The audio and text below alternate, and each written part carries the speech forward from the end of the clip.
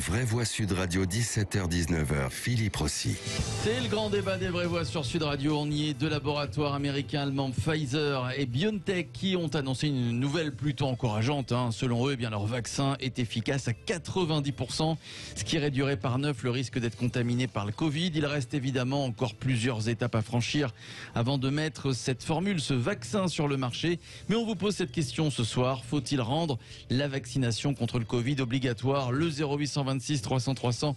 On va vous écouter dans quelques instants et puis vous continuez de voter sur le compte Twitter de Sud Radio. Les réseaux sociaux, pour l'instant, vous répondez non. C'est un grand non à 95%.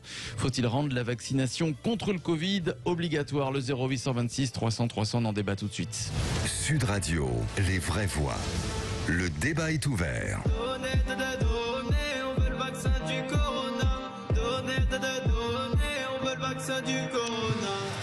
Eh oui, on l'a peut-être, le vaccin du coronavirus, avec donc ces deux laboratoires américains, allemands, Pfizer, BioNTech, qui ont déclaré avoir trouvé une formule fiable à 90%. Faut-il rendre la vaccination contre le Covid obligatoire?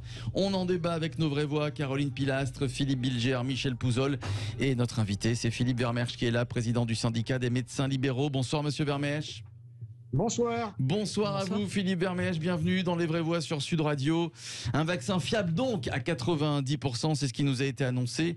Est-ce qu'on peut sourire ou espérer, Philippe, ou est-ce qu'il est encore trop tôt? On peut déjà sourire et imaginer un avenir meilleur que celui qu'on a aujourd'hui. Ouais. Donc, il est vrai que nous, médecins, si vous voulez, nous avons besoin de vaccins pour protéger la population, mais nous avons surtout besoin d'une sûreté au niveau du vaccin. On ne peut pas injecter n'importe quoi aux patients, et donc c'est pour ça que ces vaccins doivent être certifiés, accrédités, de façon à ce qu'on n'ait pas quand même des problèmes qui surviennent après la vaccination. Alors, moi je lis les commentaires de nos auditeurs sur les réseaux sociaux, le compte Twitter et le compte Facebook de Sud Radio, nos auditeurs qui sont très inquiets parce que, ça peut être légitime aussi, ils se disent tiens, un vaccin qui a été trouvé, une formule qui a été trouvée en à peine quelques mois, moins de 6 mois, c'est assez inquiétant quand même. Qu'est-ce que vous leur répondez, Philippe Vermeersch? Je pense que de toute façon, les autorités sanitaires françaises ne laisseront pas mettre sur le marché un vaccin qui ne sera pas vraiment fiable et qui n'aura pas démontré son innocuité, quoi. Voilà. Donc, c'est pour ça que de toute façon, il ne faut pas espérer avoir un vaccin d'ici janvier-février. On l'aura vraisemblablement en juin-juillet, mais sûrement pas avant. Avant de donner la parole aux vraies voix, une dernière question qui va nous intéresser pour qu'on comprenne bien la fiabilité de ce vaccin. On l'a compris, fiable à 90%, alors que par exemple le vaccin contre la grippe est fiable à 60%, donc c'est une très bonne nouvelle. Est-ce que vous nous expliquez, Philippe, quelles sont les prochaines étapes pour que ce vaccin soit mis sur le marché? Il faut un test à grande échelle, c'est ça? C'est le test à grande échelle sur les patients qui est en train de se réaliser, puisque ça fait déjà 3 mois a priori qu'ils commencent à être testés. Donc il faut que ça soit à plus grande échelle, mais c'est fait selon des critères et des normes que les laboratoires respectent. Donc et ce ne sera qu'après ces études que les autorités sanitaires délivreront l'accord de mise sur le marché. Allez, ce vaccin donc fiable à 90%, qu'est-ce que vous en pensez? 0826 300 300. On va donner la parole aux vraies voix à Philippe Bilger pour commencer. Philippe Bilger, inquiet comme nos auditeurs. Tiens, Philippe. Non, pas du tout. Et je voudrais, Monsieur le Président, j'ai été très surpris, alors que moi-même, tout en étant un béotien absolu dans ce domaine, j'ai été très heureux d'apprendre cette bonne nouvelle. Je suis frappé de voir à quel point beaucoup de réactions sont plutôt précautionneuses, même négatives. Nos auditeurs ne veulent pas se faire vacciner. Est-ce qu'il n'y a pas, au fond de l'esprit français, une sorte de méfiance maladive de tout ce que peut représenter le vaccin, même le plus nécessaire qui soit? Vous avez raison, mais on a quand même une histoire là-dessus. Depuis la vaccination en masse qu'avait fait Roselyne Bachelot, qui a été un échec à l'époque, le taux de vaccination de la population française a brusquement chuté depuis. Et aujourd'hui, on est en train de remonter progressivement la pente. Mais c'est vrai qu'on a une défiance de la population française vis-à-vis du vaccin, qui est entretenue par de nombreuses fake news et compagnie. Et c'est vrai que les gens ont peur de se faire vacciner. Bon, maintenant, avec le Covid et tout, je pense quand même que bien que les derniers sondages disaient 55% de gens pourraient se faire vacciner, que ce taux va monter parce que il est vrai que de temps en temps, les vaccins provoquent de temps en temps quelques petits accidents. Mais quand on regarde le service rendu pour l'immense majorité de la population, c'est quelque chose qui est, je dirais pas mineur, voilà, vis-à-vis de la population, mais il est vrai que il faut raisonner en macro de la population aujourd'hui. Ouais. Sauf que là, c'est vrai, et je comprends ces Français qui disent, Caroline Pilas, je ne sais pas ce que vous en pensez, on n'a pas envie d'être des cobayes. C'est vrai qu'on ne connaissait pas le Covid il y a encore quelques mois. On trouve une formule, un vaccin à 90% fiable. Soit, mais c'est vrai, Caroline, je ne sais pas vous, on peut comprendre ces gens qui ont peur d'être des cobayes tout simplement et d'être testés, parce que c'est ce qui va se passer, même si on a testé à grandeur nature et à grande échelle, on va être en quelque sorte des cobayes quand on va être vacciné, Caroline. Évidemment, mais ce qu'a dit monsieur est vrai. C'est vrai qu'en France, il y a une véritable méfiance vis-à-vis du lobby pharmaceutique, de Big Pharma, donc ça on peut l'entendre sur certains aspects, et une défiance pour se faire vacciner naturellement. On est le seul pays à avoir aussi peur du vaccin, à tort ou à raison. Maintenant, moi je comprends totalement la réponse des auditeurs, parce que je ne voudrais pas être un cobaye. Je me ferai vacciner quand j'en saurai plus sur les premiers résultats. Et là où, par contre, je ne rejoins pas les auditeurs, c'est normal que le vaccin arrive rapidement par rapport à d'autres, parce que c'est le monde entier qui est sur le coup. Vu que c'est un virus qui nous a tous mis dans la panade, alors sur le plan sanitaire, économique, donc on a besoin de s'en sortir. Et là, forcément, toutes les intelligences sont les bienvenues, scientifiquement parlant, au niveau de la recherche, évidemment. Mais c'est évident que moi, je comprends parfaitement que les gens aient évidemment une crainte de prime abord à vouloir se faire vacciner, parce qu'on ne sait pas grand-chose encore actuellement sur ce virus, puisque vraiment on a toujours des injonctions contradictoires à ce jour, mais ça c'est pas la faute des gouvernements du monde entier. On ne sait pas réellement où est-ce qu'on peut l'attraper, quand ça s'arrêtera. On nous parle maintenant d'une 3e ou 4e vague. Donc le vaccin en soi c'est une bonne nouvelle, on est sur la bonne voie et ça apporte de l'espoir, et on a besoin d'espoir vu la morosité ambiante. Maintenant, raison gardée. Oui. Alors Michel Pouzol, tiens, je vous posais la question qu'on pose sur le compte Twitter de Sud Radio. Est-ce qu'il faut le rendre obligatoire, ce vaccin contre le Covid D'abord, il faut revenir sur une chose. On ne va pas commencer à vacciner demain. Le vaccin n'est pas disponible. Non, c'est sûr. Il est encore, l'expérimentation est encore longue. Dans l'annonce qui a été faite aujourd'hui, il y a aussi une annonce, je dirais, bien comprise, industrielle, où des laboratoires disent on y est déjà. Donc il y a quand même une course pour ce vaccin. Je crois qu'il y a un enjeu financier et il y a 8 autres vaccins qui sont en train d'être testés. Exactement, qui sont en train d'être testés. Donc tout ça, ce que j'en retiens moi, c'est que ça donne une bonne nouvelle. La bonne nouvelle, c'est qu'on avance. Et on avance a priori dans la bonne direction. Vous le disiez, le vaccin de la grippe, c'est 60% de taux de réussite, de fiabilité. Donc on avance dans la bonne solution. Maintenant, je pense que les Français n'ont pas envie de se faire vacciner demain, mais ça tombe bien, on ne va pas leur proposer. Par contre, on voit bien que l'horizon qui nous avait été fixé par tous les scientifiques, qui disaient, en gros, qui nous parlaient d'un vaccin au mieux au début de l'été 2021, on se rapproche de ce rendez-vous-là.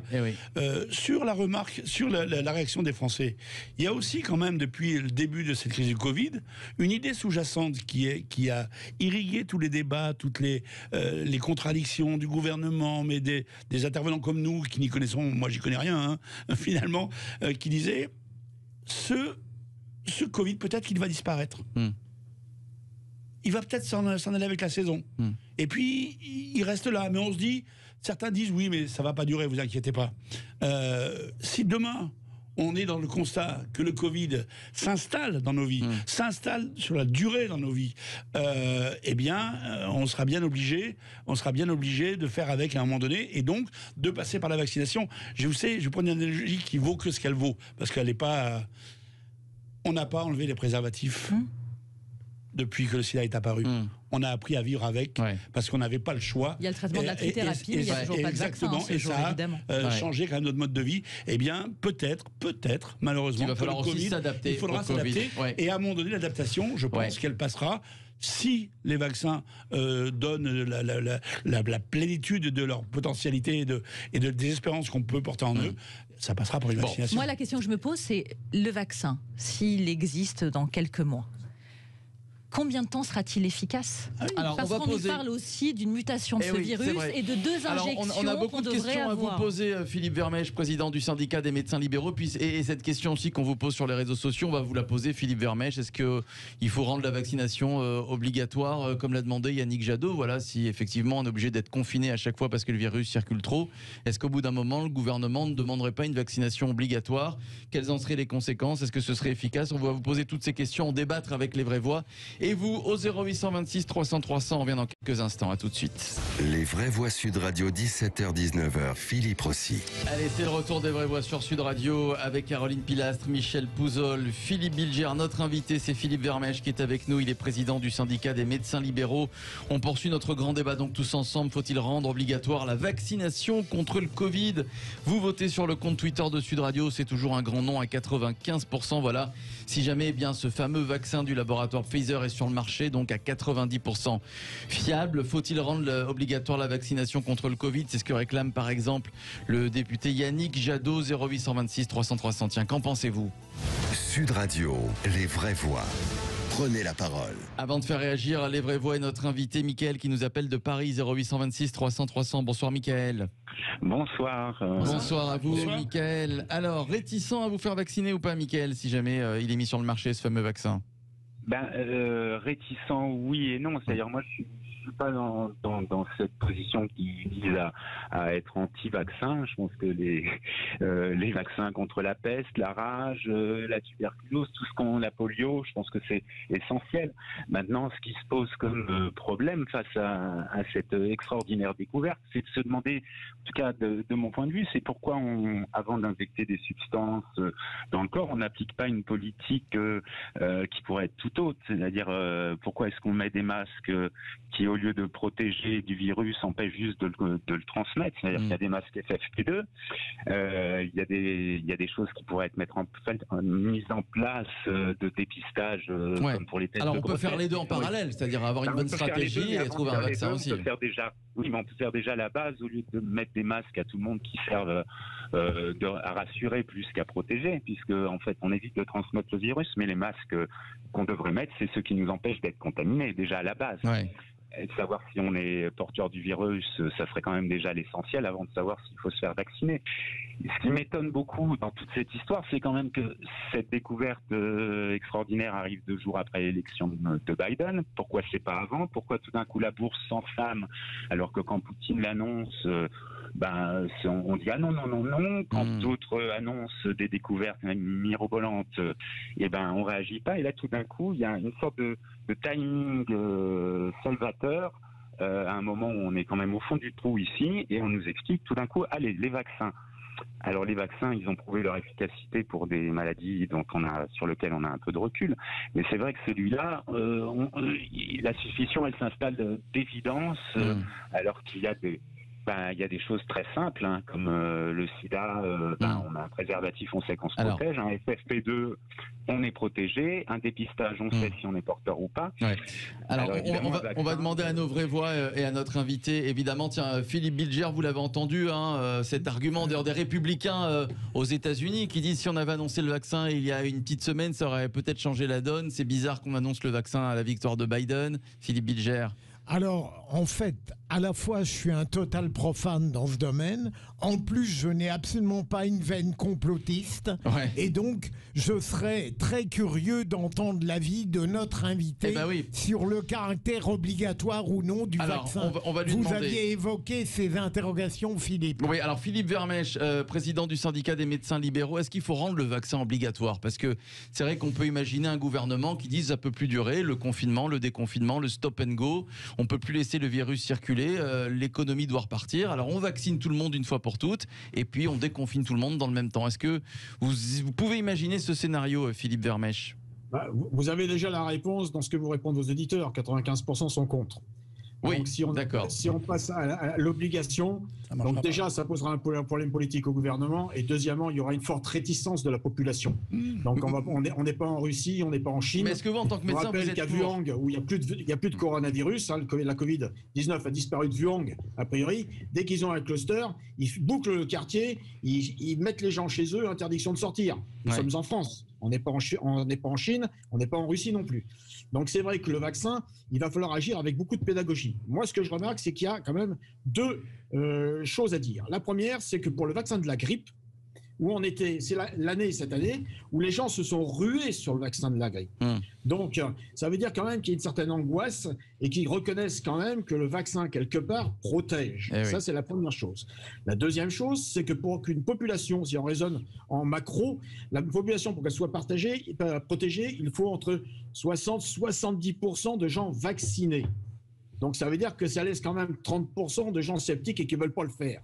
Voilà. Ce qui compte, c'est arrêter la transmission. J'ai bien écouté votre auditeur sur les masques, mais c'est vrai qu'un FFP2, moi qui travaille avec un FFP2 sur la tête, sur la bouche toute la journée, c'est quand même très fatigant. Les transmissions aujourd'hui se font surtout entre jeunes, donc quand ils font la fête, et d'autre part en intrafamilial.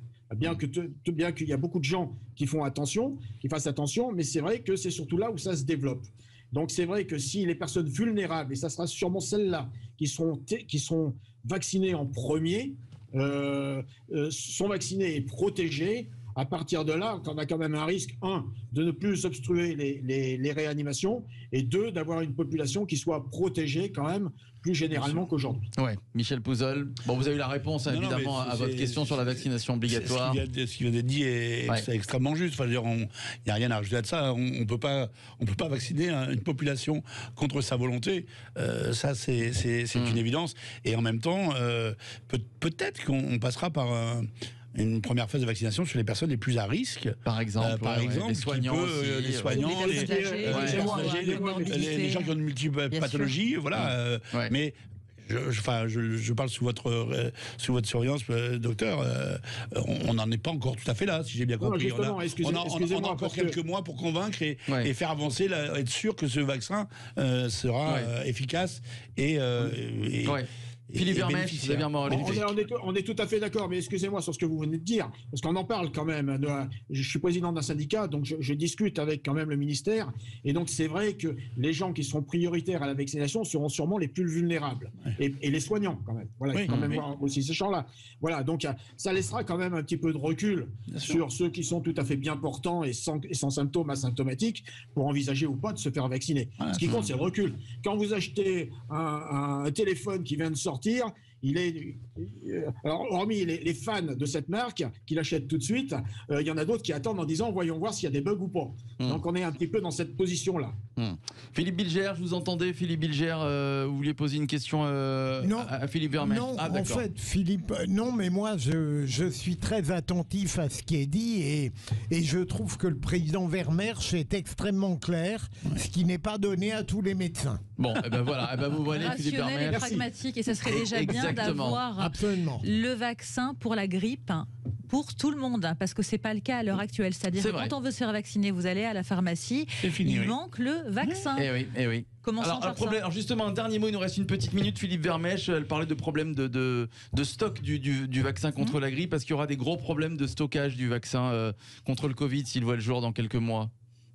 Le problème, c'est un problème de transparence, parce que vous avez remarqué quand même que depuis le mois de janvier, on n'est pas dans une transparence entre ce qui concerne les stocks, que ce soit les stocks de masques, les stocks de pays, que ce soit maintenant on en est au vaccin, les tests, pareil.